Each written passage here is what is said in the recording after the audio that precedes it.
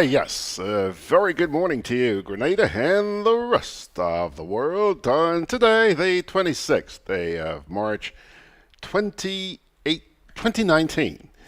Folks, thank you very much for joining us for today's edition of Good Day Grenada. Good Day Grenada is going to be an interesting program this morning. We're going to be very serious this morning. Very, very serious. You know that we're always very interested in good governance. And we're going to spend some time dealing with that right off the bat. I think it's important that we first of all know what good governance is. You know, you talk about good governance, but if you don't know what the heck is good governance, spitting top in mud. So this morning we're going to begin with a definition of good governance for you. Then, of course, he says, with a smile on his face, we have the national report. And then, guess who? Yeah, it's a Tuesday morning. So Ray is going to be joining us, and this morning, we're going to see if he really does get it right. Ray is, he's not going to come in here this morning. I spoke to him last night. He's not coming in this morning. He's actually going to be joining us electronically via Zoom, okay? So we'll see how it works out. He's been doing pretty darn good. Just have a little issue with the lighting and the backlighting, eh? So we'll see how that works this morning. Let's begin, though, with the question, what is good governance? And this, my dear friends, comes to you from the United Nations. Good governance has 8 major characteristics. It is participatory, consensus-oriented, accountable, transparent, responsive, effective and efficient, equitable, and inclusive, and follows the rule of law. Remember those. It assures that corruption is minimized. The views of minorities are taken into account, and that the voices of the most vulnerable in society are heard in the decision-making process. It is also responsive to the present and future needs of society. Now, having provided that introduction, let's get down to specifics. Let's talk, first of all, about participation. Participation by both men and women is a key cornerstone of good governance.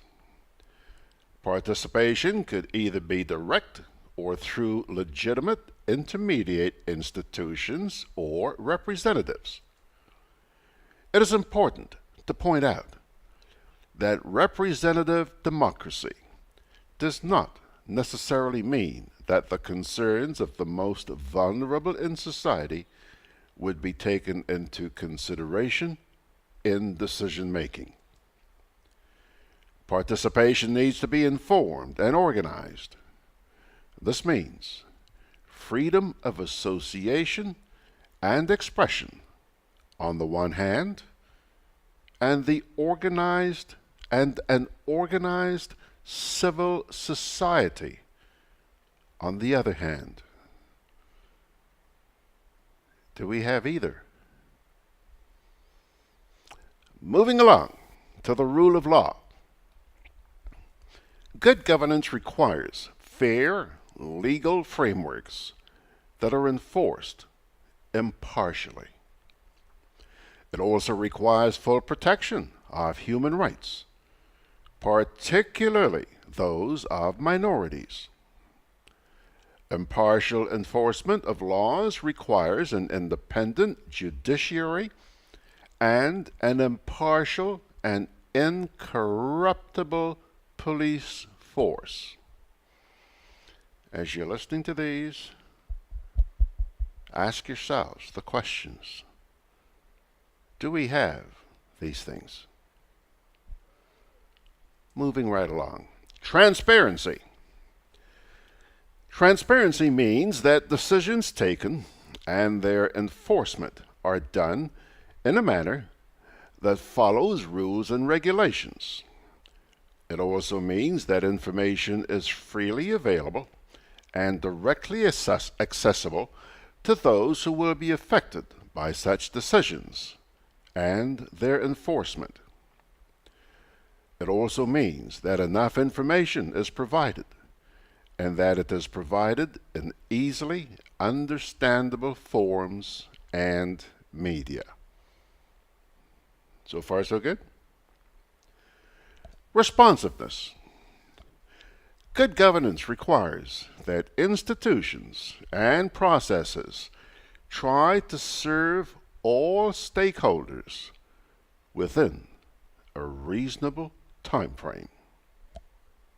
Fair enough. Then we move on to consensus-oriented.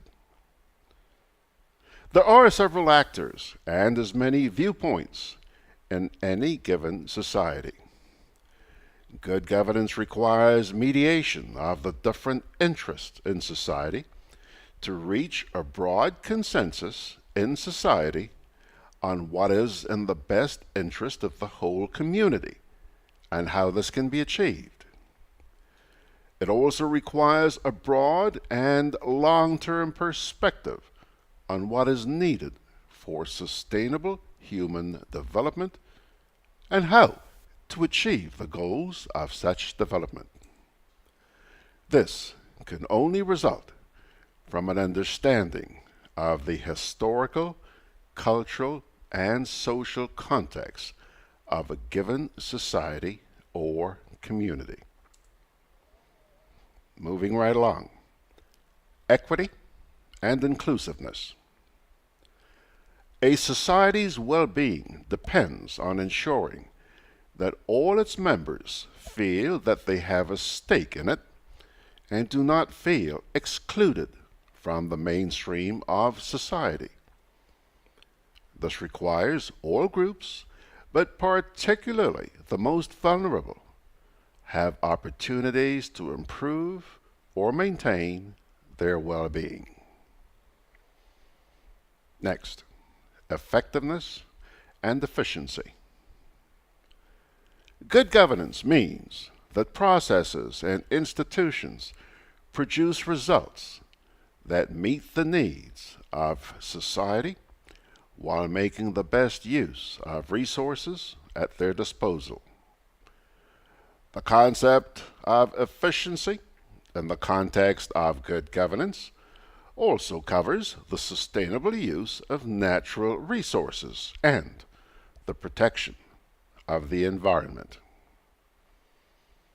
We're talking good governance here, folks. Now, let's move on to accountability. Hang on a sec here for just a minute. Okay. Accountability is a key requirement of good governance. Not only governmental institutions, but also the private sector and civil society organizations must be accountable to the public and to their institutional stakeholders. Who is accountable to whom varies, depending on whether decisions or actions taken are internal or external to an organization or institution. In general, an organization or an institution is accountable to those who will be affected by its decisions or actions. Accountability cannot be enforced without transparency and the rule of law. Now, having read all that to you, let's hear the conclusion. From the above discussion, it should be clear that good governance is an ideal which is difficult to achieve in its totality. Very few countries and societies have come close to achieving good governance in its totality. However, to ensure a sustainable human development, actions must be taken to work towards this ideal, with the aim of making it a reality. Pilgrims, it's 10 minutes after the hour of 9 o'clock. Let's take a break, and we'll come back with the National Report. Hey, Lynn. Hey, neighbor. Here's the bill I asked you to pay for me. How did you get your electricity bill to be so low? For one, we size our transformers just for what we need. And we unplug transformers, chargers, and other devices when they're not in use. We also replaced our light bulbs with LEDs. They burn less energy, right? Much less. I even replaced the seal on my refrigerator door to keep the cold air in. And Grenlec is always advising us not to open the fridge too often. That's right. And my family washes and irons in bulk. With fuel prices changing all the time, how do you know if it is working? We pay attention to the usage history table. Over time, our average usage has decreased. So while Grenada can't control fuel prices, I can conserve energy and save money. GRENADA, energizing our Grenada. Juve chocolates, cocoa nibs, and cocoa balls from Diamond Estate Grenada are now available at Amazon.com, Amazon.ca, Amazon.co.uk, and GrenadaMarket.com. Try the sensational touch of nutmeg and a touch of ginger chocolates, 75% dark and rich, 100% pure cocoa, and their 60% dark and sweet chocolate bars today. Amazon Prime members enjoy free shipping on these orders in the USA, Canada, and Europe. GrenadaMarket.com. When you can't come to the island, the products of the island will come to you.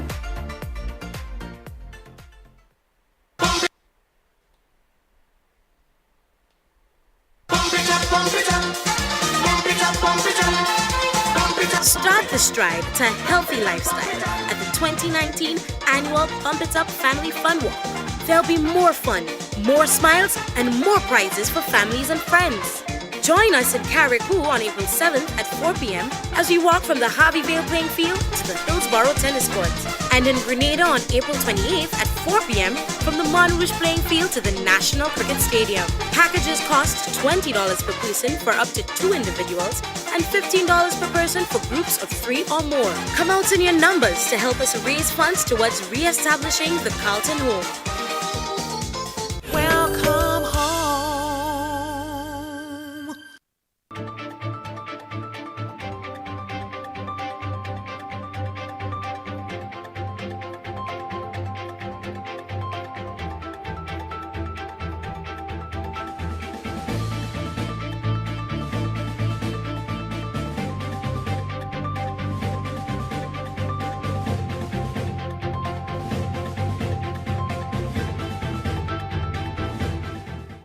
Grenada hosts sensitization seminar on CARICOM gender-sensitive results-based management system. We'll have details to this story and more in the National Report.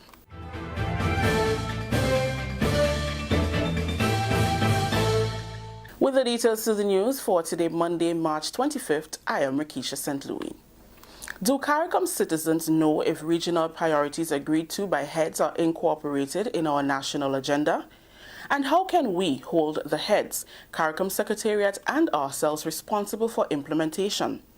Some of the pertinent questions that were discussed on Monday during a sensitization seminar on the CARICOM gender-sensitive results-based management system.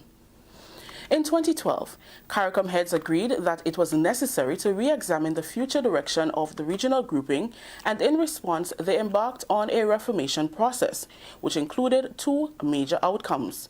These are a more focused, effective, and impactful community, guided by a 5-year plan and a transformed CARICOM Secretariat.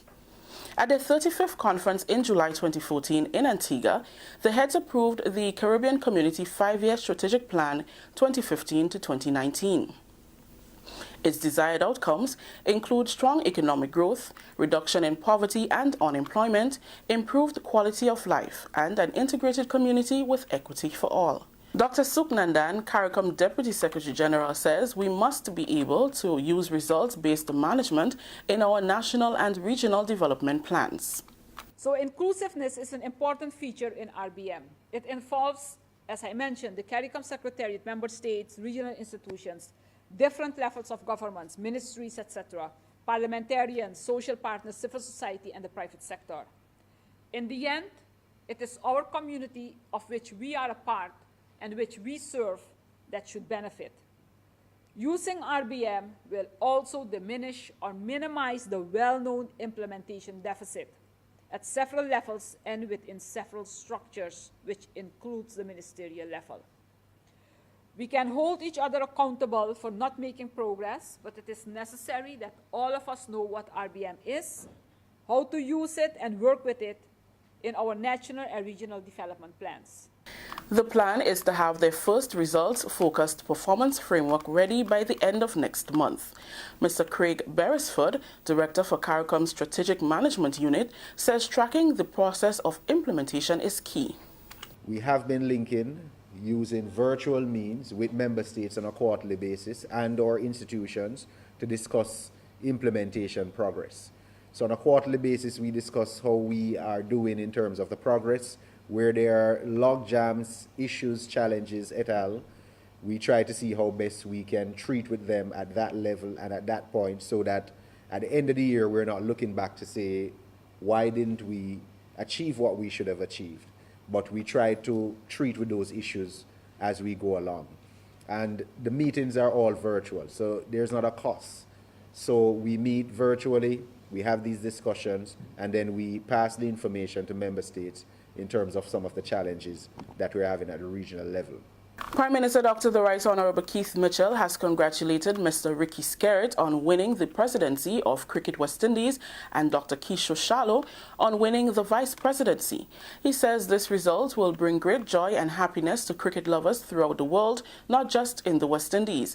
Dr. Mitchell issued a statement saying the election of Mr. Skerritt's team will lift the spirits of the Caribbean people and give them new hope and a greater expectation for the revival and rebirth of West Indies cricket.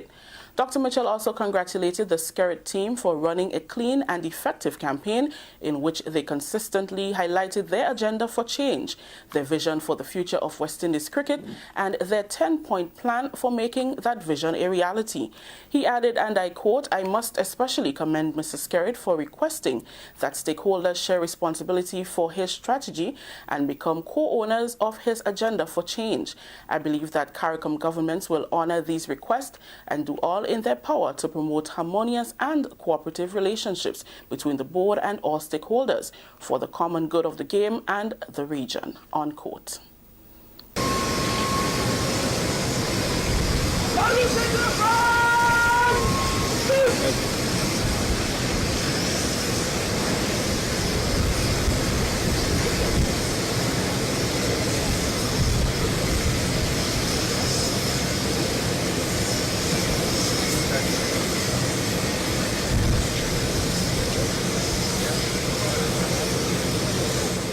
A warm Grenadian welcome was extended to their Royal Highnesses, the Prince of Wales and the Duchess of Cornwall over the weekend, a welcome they won't soon forget. Their visit started with an official welcome from Governor-General Her Excellency Dame Cecile Lagrenade, Foreign Affairs Minister Honourable Peter David, ambassadors, members of the Royal Grenada Police Force and the Cadet Corps. This was followed by a tree planting exercise at Old Government House. During their brief stay in Pure Grenada, their Royal Highnesses visited the House of the Chocolate on Yonge Street and a farmer's market on the Carnage, where spices, crafts, agriculture, nutmeg, chocolate, floral arrangements and delicacies were all on display. The Prince of Wales and Duchess of Cornwall were entertained by local dancers and still band music as they got a taste of everything Grenada has to offer.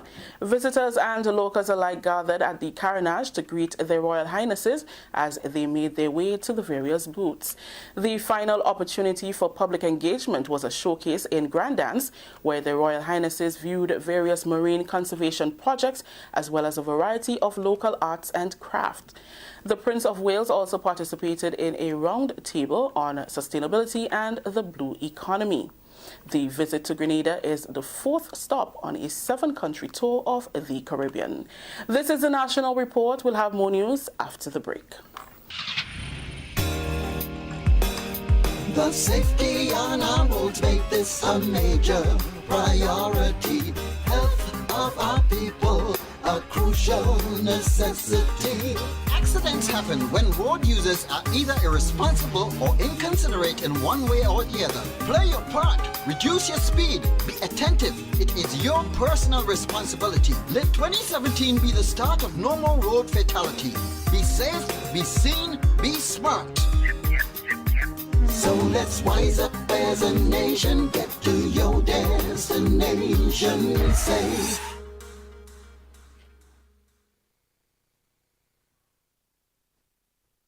Welcome back. Grenada is the first country to gain hands-on training in business management from the Eastern Caribbean Central Bank. Small business owners were targeted for the micro-business simulation exercise. The workshop focused on record-keeping, accounting, business management, and customer service. Facilitator of the workshop, Shamalan Kirby, attached to the ECCB's Cooperative Relations Department, says the initiative was done to promote efficiency of small businesses in the Caribbean. The workshop was part of the ECCB's mandate to promote the development of our countries, and we know the importance small businesses play in our country's economies. This is to help small business run more efficient businesses. We have also found that small businesses, people have great ideas, they start, but the businesses fail. Fail because of poor planning, poor or no record keeping, and not knowing the proper principles of business management. This workshop covered all of this. We had a guest facilitator, an accountant, come in to talk about the basics of a financial statement. And I think for most of the participants, that's what they walked away with. The importance of record keeping and actually getting an appreciation of financial statements and the importance of preparing financial statements for their businesses. The ECCB will continue to train in other member territories this week. One participant, Ms. Risa Pear, expressed her gratitude for the exposure to the workshop and the hands-on experience. With this workshop, I think it was a more practical workshop. I've been to other workshops and it's more of a lecture.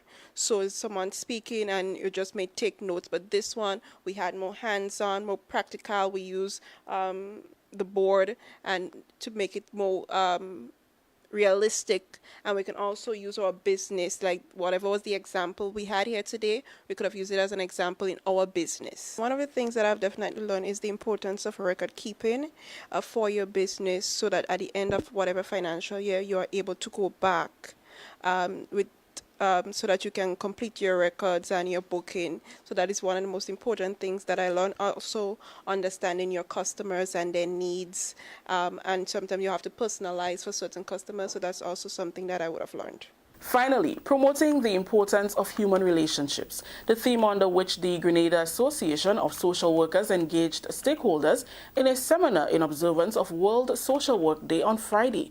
World Social Work Day is used to celebrate and recognize social workers as champions for social justice and human rights. The seminar focused on building awareness on the importance of building relationships and effective communication with each other. We want to raise awareness about the importance of human relationships, and without the collaborating and the commitment and the willingness of helping professionals, we cannot meet the needs of our client. We cannot address the social issues in society without developing great, healthy relationships. So what we want to bring across is awareness, but we want to encourage helping professionals to collaborate so that needs can be met. President of the Grenada Association of Social Worker, Kalisha Hyacinth Purcell Charles. She said more needs to be done to improve collaboration and strained relationships to improve delivery output. It's definitely lacking within Grenada. I know it's lacking in other nations, but I can speak for here. I believe that we're not collaborating sufficiently. I believe that we have very strained relationships, and that sort of relationship is impacting service delivery. So it's a big issue, and I think this global theme of promoting the importance of human relationship comes in a perfect time where there's a lot of issues going on amongst I should say a lot of issues that's happening within our society where we need to have more commitment and more relationship building in order to satisfy the needs of our society. The session was attended by Ministry of Social Development, Program for Adolescent Mothers, students of St. George's University and Florida State University, among others. That story just ended the national report for today, Monday, March 25th. Let's recap the top story. Grenada hosts sensitization seminar on CARICOM gender-sensitive results-based management system. On behalf of all those who made this newscast possible, I am Rikisha St. Louis saying thank you for joining us. Until next time.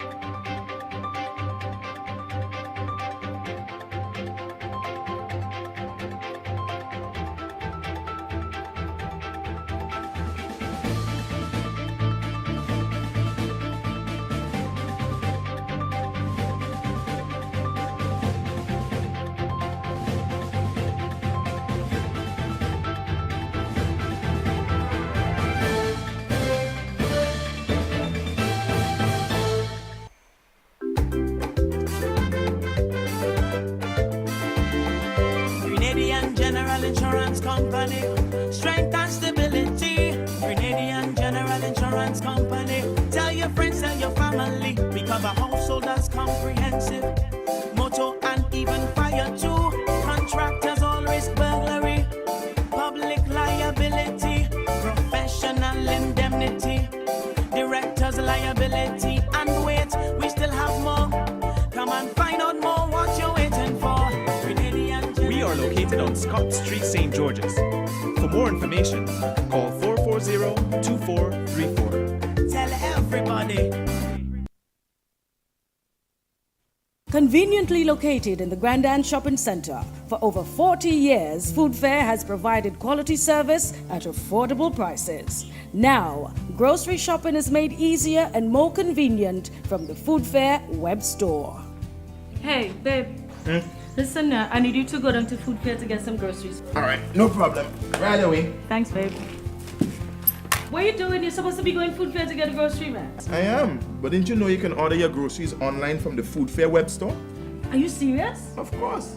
All you have to do is just to log on to www.foodfair.gd with credit card in hand, and with an order of $100 or more, Food Fair Grenadans will deliver up to 3 miles away. And you don't even have to worry about your information, you know. Their safety measures are excellent. So hold on. You just order online and Food Fair will deliver to you? Yep. Oh, baby, better hurry up and order, man. I already did. They should be here any minute now. Enjoy easy online shopping anytime from your home or office from the Food Fair web store. Food Fair, where you can fill your baskets without emptying your pockets.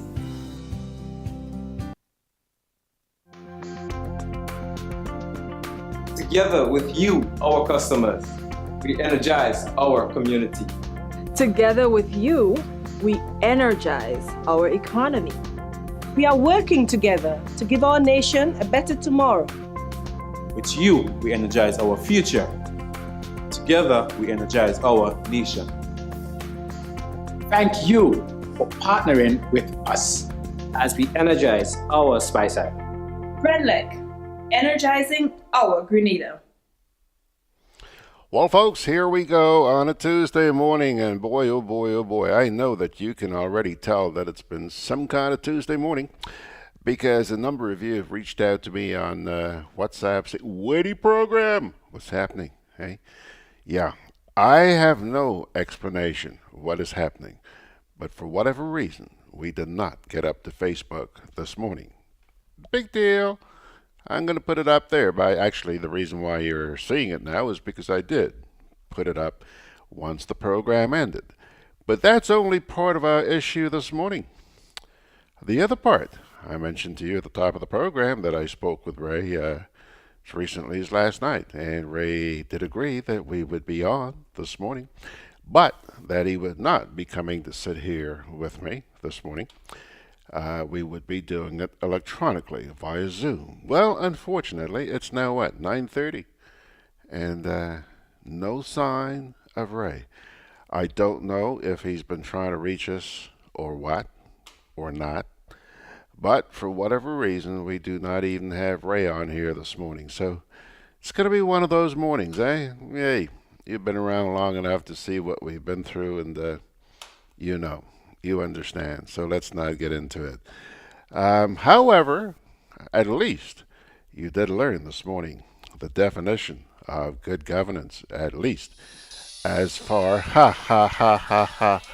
Well, believe it or not, that call that you're hearing coming in there is actually from Ray Roberts, and I'm gonna try and speak with Ray and see what happens. In the meantime, let's try and kill some time here. I want you to watch this while I have a tete-a-tete with Ray. Hang on there. Hey, Lynn. Hey, neighbor. Here's the bill I asked you to pay for me. How did you get your electricity bill to be so low? For one, we size our transformers just for what we need. And we unplug transformers, chargers, and other devices when they're not in use. We also replaced our light bulbs with LEDs. They burn less energy, right?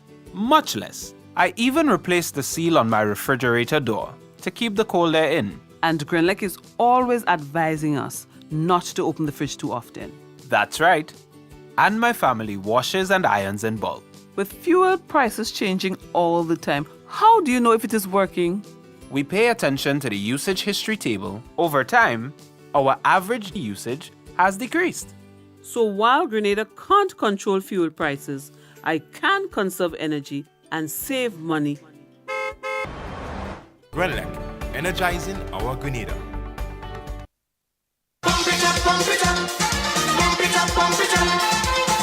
Start the stride to a healthy lifestyle at the 2019 annual Pump It Up Family Fun Walk. There'll be more fun, more smiles, and more prizes for families and friends. Join us in Carriacou on April 7th at 4 p.m. as we walk from the Harveyvale playing field to the Hillsborough tennis courts. And in Grenada on April 28th at 4 p.m. from the Montrouge playing field to the National Cricket Stadium. Packages cost $20 per person for up to 2 individuals and $15 per person for groups of 3 or more. Come out in your numbers to help us raise funds towards re-establishing the Carlton Home. Welcome home.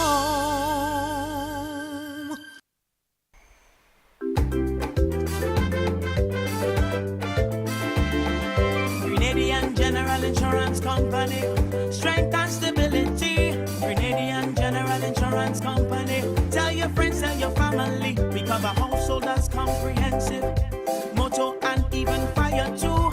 Contractors all risk burglary, public liability, professional indemnity, directors liability, and wait, we still have more.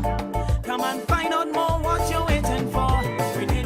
We are located on Scott Street, St. George's. For more information, call 440-2434. Tell everybody. Juve chocolates, cocoa nibs, and cocoa balls from Diamond Estate Grenada are now available at Amazon.com, Amazon.ca, Amazon.co.uk, and GrenadaMarket.com. Try the sensational touch of nutmeg and a touch of ginger chocolates, 75% dark and rich, 100% pure cocoa, and their 60% dark and sweet chocolate bars today. Amazon Prime members enjoy free shipping on these orders in the USA, Canada, and Europe. GrenadaMarket.com. When you can't come to the island, the products of the island will come to you. All right. Hold it.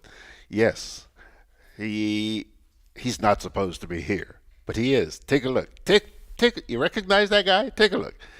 I dressed up this morning, no T-shirt. The man is actually wearing a dress shirt this morning, huh? Hey, Mr. Roberts, good morning, sir.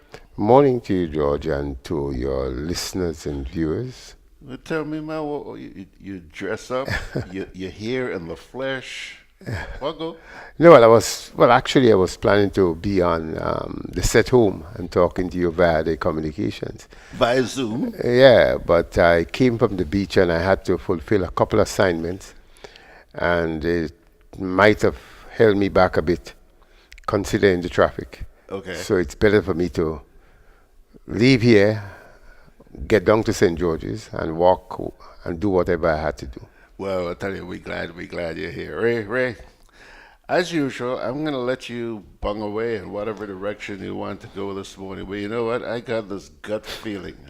I could be wrong, but I got this gut feeling. The first thing you're going to talk about this morning is Windies cricket? You're damn right. Damn right. Yes. So, let me hear you, man. Well, first of all, I welcome the change. Yeah. But I didn't expect the change, I must say. You didn't? No, I didn't expect the change. It seemed to me that when the people who were voting got into the private room, they made a change from saying yes to Dave Cameron and Nanton to no, because even the winners, Ricky Skerritt and Dr. Keisha Swallow, they weren't expecting what it is, an overwhelming victory, 8-4. They were expecting at best a tie and then a runoff. Okay. So I would say clearly I hope that we can see a new dawn for cricket, because I really think cricket really is losing its roots.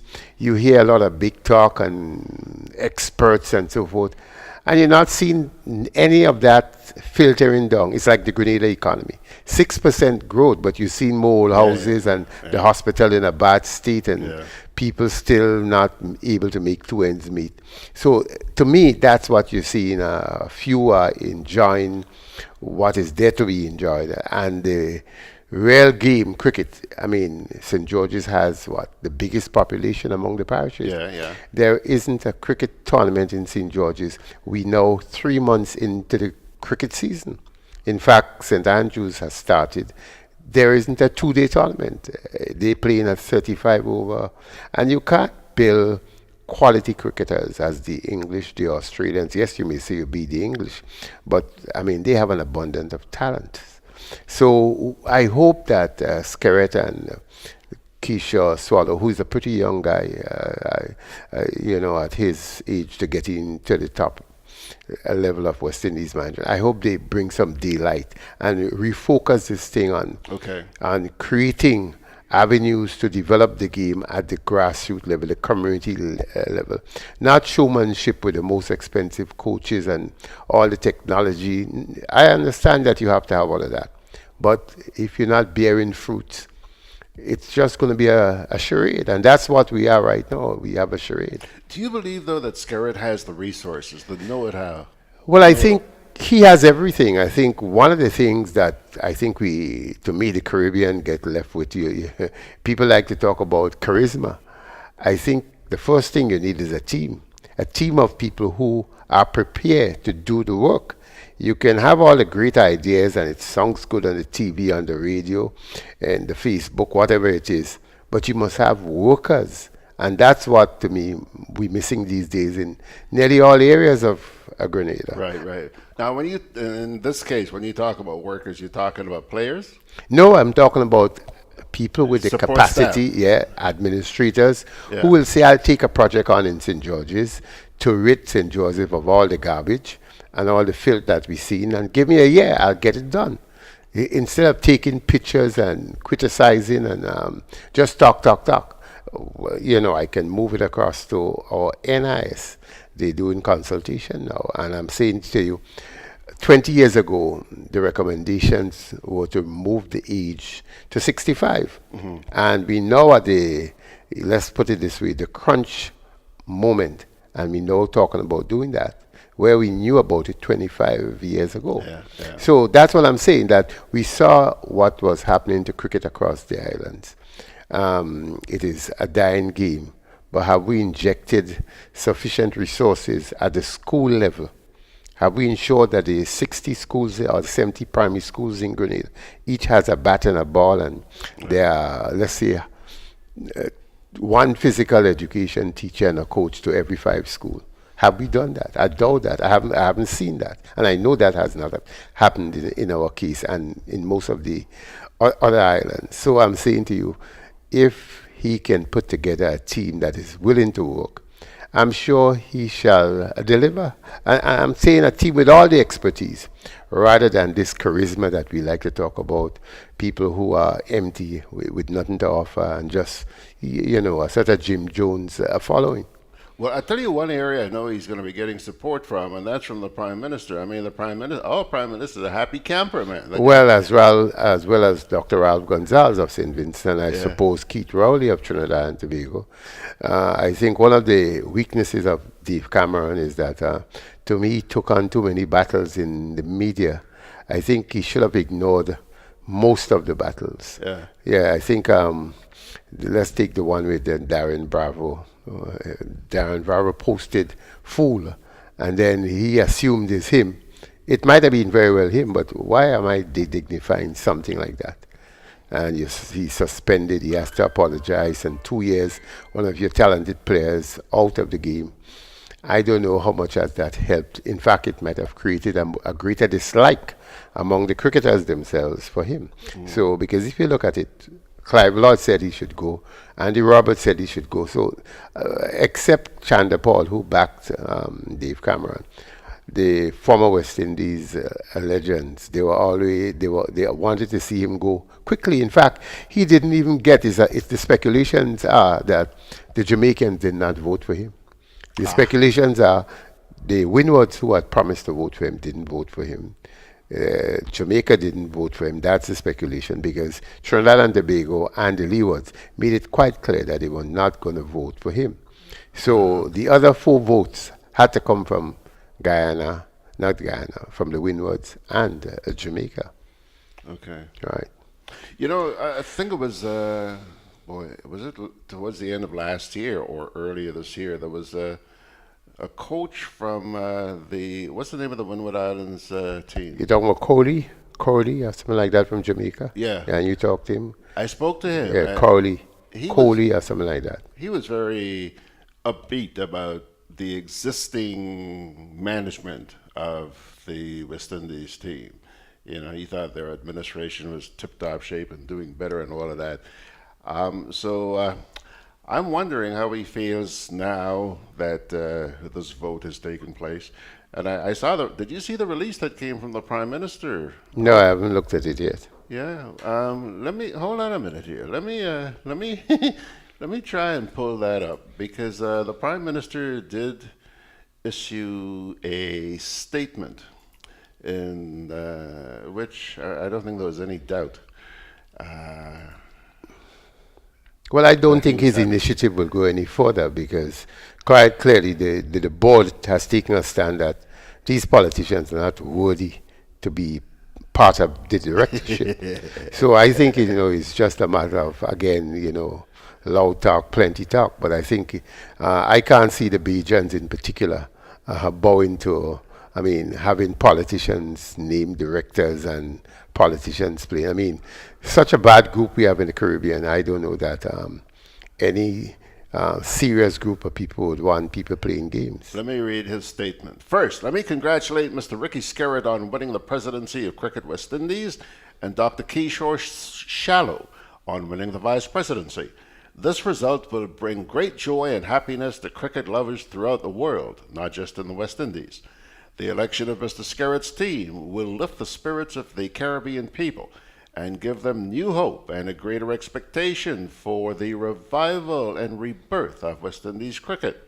I also want to congratulate the Skerritt team on running a clean and effective campaign in which they consistently highlighted their agenda for change, their vision for the future of West Indies cricket, and their 10-point plan for making that vision a reality. I must especially commend Mr. Skerritt for requesting that stakeholders share the responsibility for his strategy and become co-owners of his agenda for change. I believe that CARICOM governments will honor these requests and do all in their power to promote harmonious and cooperative relationships between the board and all stakeholders for the common good of the game and the region. Finally, I wish the new leadership team all the best for the future and stand ready to help in any way I possibly can.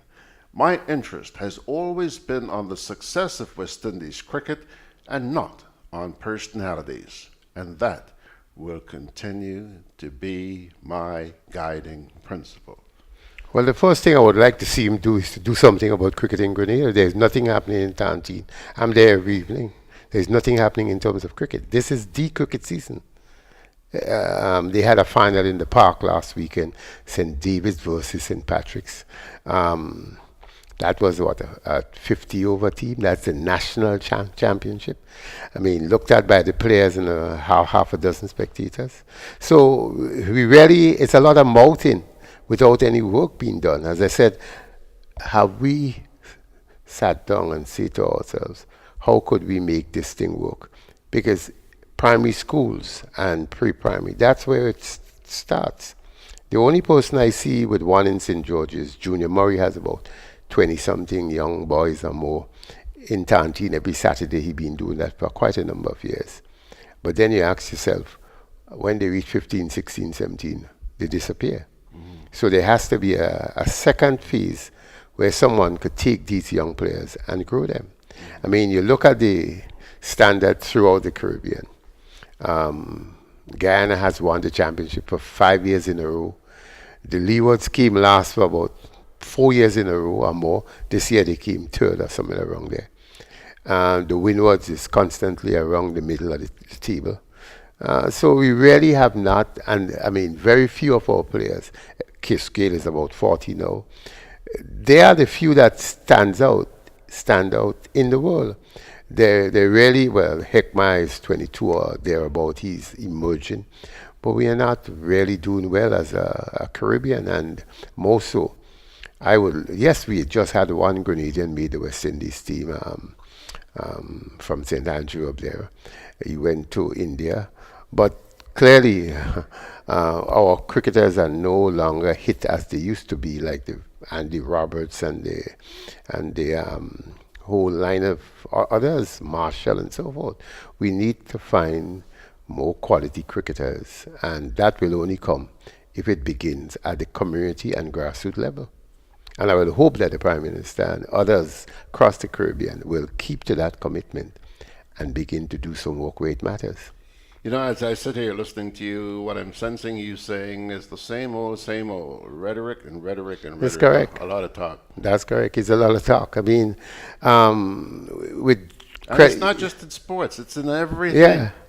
You can give some credit to Dave Cameron. He wasn't that bad. He did create some avenues for development. We have to, his shortcoming to me was that he wanted a battle with anyone who had different views. He seemingly couldn't turn down a mic in front of him.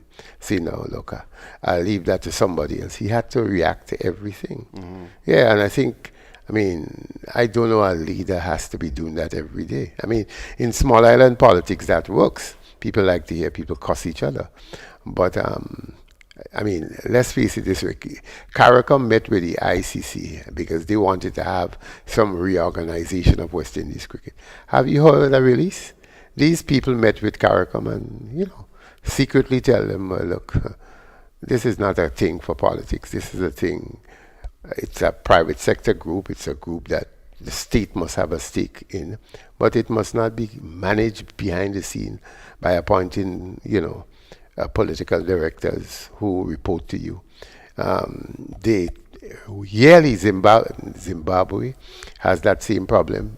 Not Bangladesh. Sri Lanka had that same problem. The Indian Cricket Board and them, now they have settled theirs. They went into the court. So it is something that around the world, it happens in sports, but oftentimes the court and the international body. Let's take FIFA. FIFA makes it quite clear that no ministry or no government will control a domestic federation, or else you're banned from every competition. FIFA has a clear cut on that. Nothing wrong with the state being involved in doing development programs, but the state must not appoint and help to pick presidents and secretaries. Leave it to the NGOs, the community groups that make up the organization. And I think once we could keep that area of our development strong, NGOs, community groups, keep some vibrancy in it, I would think we'll do well. What happens now, George, is a handout. Everybody gets a handout. And it seems to be a cultural thing. I mean, this has been around since I was a kid, a long time. All right, Ray, so what else? Let me ask you this. Have you been keeping an eye on progress, if you want to call it that, being made towards the staging of the secondary school games? Well, I saw a little bit on in St. Andrew. I don't know, as I said to people, I wouldn't criticize any sport because I'm a passionate person behind sport. But I don't know if that really is a good, in the sense that my impression of the events that I saw with the athletes, I don't know how much of them are serious. There is no, let's put it this way, you're not identifying SAS and GBSS and Grenville Sec or St. Rose. To me, it's all about the place. So let's put it that way. You look for a flavor when you see these schools competing against each other. That was not vividly seen in the little I saw of what they had in St. Andrew. To me, it's more of, again, the government has a lot of commercials. They have GBN carrying it. It's more, to me, a charade of the state just having resources and using it. But I don't see any serious development in that. Mm-hmm. To me, in actual fact, I would think we would have been better off to have let the Athletic Association incorporate everything into the national championships. I mean, to talk about 190-something athletes participated. SAS alone has 700 plus students. Grenville Secondary has a lot. St. David's got a large number. The Christian Academy. And to show that as a success, really and truly, it's a sham. But I mean, I wish it, the climax in April is something worthy of sports. I know the first of the games was a flop, but have the other games in the run-up to this biggie, have they been building momentum? The one in Guab had a little more, the one in Guab had more people, and St. George's was a disaster, there's no doubt about it. It was a complete disaster. St. John's, it was better. St. Andrew, I saw a bit of it. The stands, I wouldn't say they were capacity, but the kids were there.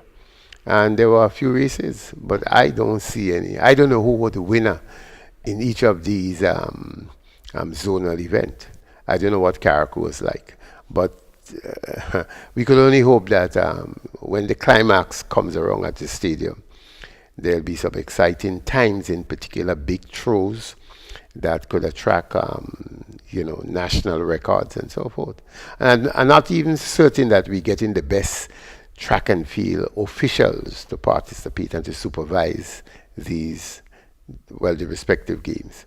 So again, because they come from the teaching community, And if the teachers are not active, I don't know why, as I say, we would want to create that, because it is, you see some of the comments from the teachers on the Facebook, they're telling the government maybe next year you should run all the games in a sarcastic way. So I don't know how this, you see the same thing I say about West Indies cricket. Dave Cameron by himself couldn't make West Indies. Grenada does very little right now. I mean, apart from the talk, and we have a PM who could talk well. There's nothing happening. St. David's has a 2020. St. John's has a 2020. Victoria, a similar thing. That's St. Mark's, a little thing. I don't know of anything in St. Patrick's. So what are we talking about? England, the county championship they started this week with the Open MCC versus whoever it is. But the championship starts next month. And the 15 counties are going to play each other twice, and it runs until September. So here's the difference. In India, there's the IPL, which is it's not just a million, it's a multi-million, even billion-dollar event now. You turn on TV, and the crowds are. I mean, I was listening to Saroj Ganguly speak yesterday, former Indian captain. He says, if you open any window in the morning, the first thing you're likely to see is a young boy or girl playing cricket. And he's talking about across India. You open the door here, George. I don't think you have seen anybody play cricket in this area for a very long time. Right? And it doesn't look like the grandchildren and the younger ones will even know about cricket except seeing it on television. But we're still prepared to tell others how the game and the industry, the sport needs to be run. Thanks a lot, You're welcome, my friend. You're welcome. Great. So you made it to the beach this morning, eh? Yes, I was there this morning. Did a little bit up and down. It's still the best tonic in the world, George. You're missing something. You should come and get it in the afternoon when you get a break from this thing. Well, hold on a minute. You noticed a few minutes ago that I have a friend who's visiting. Right. Well, tomorrow afternoon, Ray. Right. Believe it or not, Georgie's supposed to be on the beach. Well, you better be there. Bring your cameraman, bring your filming crew, everything. You'll enjoy it. The water is calm and clear. So I hear. Crystal clear. Really, really nice. Yeah, huh? yeah. No seaweed and so forth to frighten you. All right, so and there seem to be some friendly fish that come along. Friendly fish. Okay, I'm going to come and see if I could catch a couple of friendly fish with my hands tomorrow. Good. All right, Ray. Thanks a lot, my friend. Good to see you. You're welcome. Mr. Ray Roberts here on a Tuesday morning, folks. Yeah, we made it through. Despite everything that's happened this morning, we have made it through. Thank you, Lord. Now, quick break here, and then we'll come back and wrap it up. Pump it up, pump it up. Pump it up, pump it up. Start the stride to a healthy lifestyle at the 2019 annual Pump It Up Family Fun Walk. There'll be more fun, more smiles, and more prizes for families and friends. Join us in Carriacou on April 7th at 4 p.m. as we walk from the Harveyvale playing field to the Hillsborough tennis courts, and in Grenada on April 28th at 4 p.m. from the Montrouge playing field to the National Cricket Stadium. Packages cost $20 per person for up to 2 individuals and $15 per person for groups of 3 or more. Come out in your numbers to help us raise funds towards re-establishing the Carlton home. Welcome home.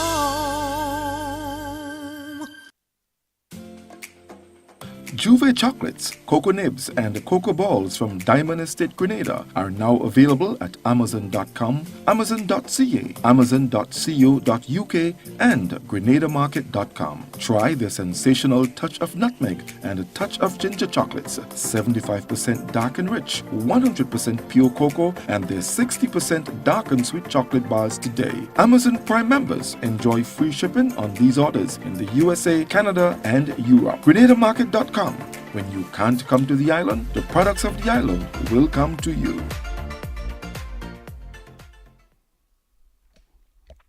Folks, still been a good morning. Thank you very much for indulging. Parting word from the Holy Scriptures, Ephesians chapter 4, verses 29 to 32.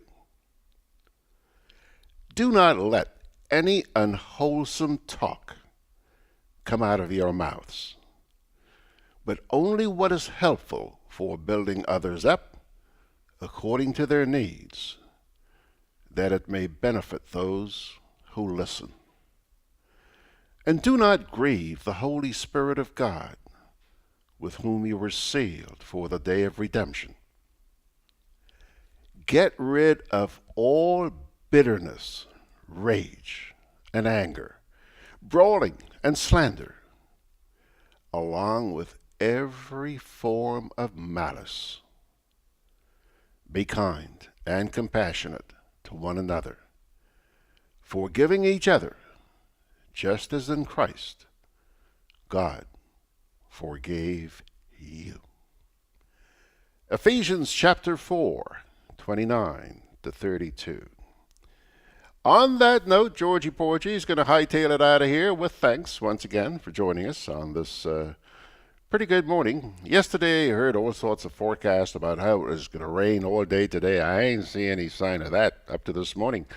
Taking a look at the satellite picture, no sign of that. So it looks like we might have a pretty good day ahead of us. God bless you. Let's get together again tomorrow.